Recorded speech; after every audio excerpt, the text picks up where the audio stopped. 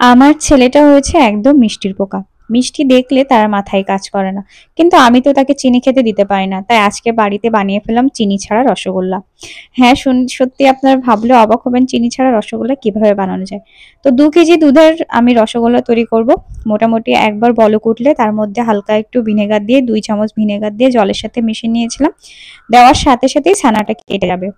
এটা কিন্তু খুব বেশি টাইম নেবে না ছানা কাটতে। একদমই ভিনেগারটা দেওয়ার সাথে সাথে মুহূর্তের মধ্যেই জাস্ট ১০ থেকে ১৫ সেকেন্ড টাইম লাগতে পারে আপনার ছানা কাটতে। তো ১০ থেকে ১৫ সেকেন্ডের পরে আমার ছানাটা কেটে গেলে এটাকে আমি সুন্দর করে ছাঁকনি দিয়ে ছেঁকে নেব। তো এটা করার জন্য আমি একটা সাদা কাপড় নিয়েছিলাম জর্জেটে, এটা আমি একদমই নতুন আজকে কিনে এনেছি।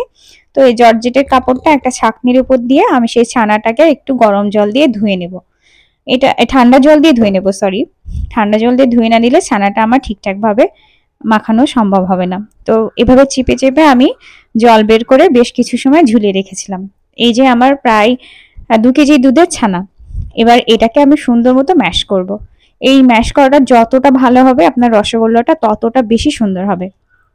তো আমি আজকে চিনি ছাড়া রসগোল্লা করব।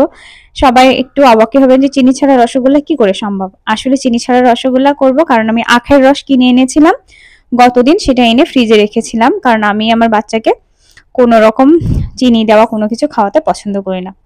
তো এর মধ্যে হালকা একটু ময়দা দিয়েছি আর হালকা একটু সুজি দেব। দিলে দোকানের মতো একটু ফ্লেভার আসবে। একদম স্পঞ্জ মতো শক্ত শক্ত হবে না, বেশ একটু নরম নরমই হবে। এই হালকা একটু ময়দা এবং হালকা একটু সুজি দেওয়ার কারণে খুবই সামান্য, একদমই খুবই সামান্য একটু ময়দা আর খুবই সামান্য একটু সুজি দিয়ে এটাকে আরো সুন্দর করে মিহি করে আমি হাতে এভাবে ছোট ছোট বল বল তৈরি করে নেব। আপনি যে সাইজে শেপ দিবেন সেই সাইজেরই রসগোল্লা তৈরি হবে। আপনি চাইলে চ্যাপ্টাও করে দিতে পারেন, আপনি চাইলে বড় বড় গোল গোলও করে দিতে পারেন।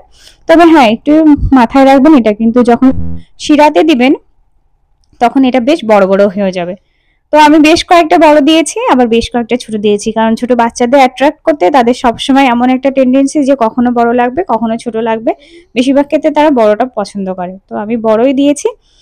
২টো এলাচ আর একটা লবঙ্গ দিয়েছি। আসলে বললাম না যে আমি চিনি ছাড়া রসগোল্লা করব। আমি চিনি ছাড়া ঠিক না, কিন্তু আখের রস দিয়ে রসগোল্লা করব।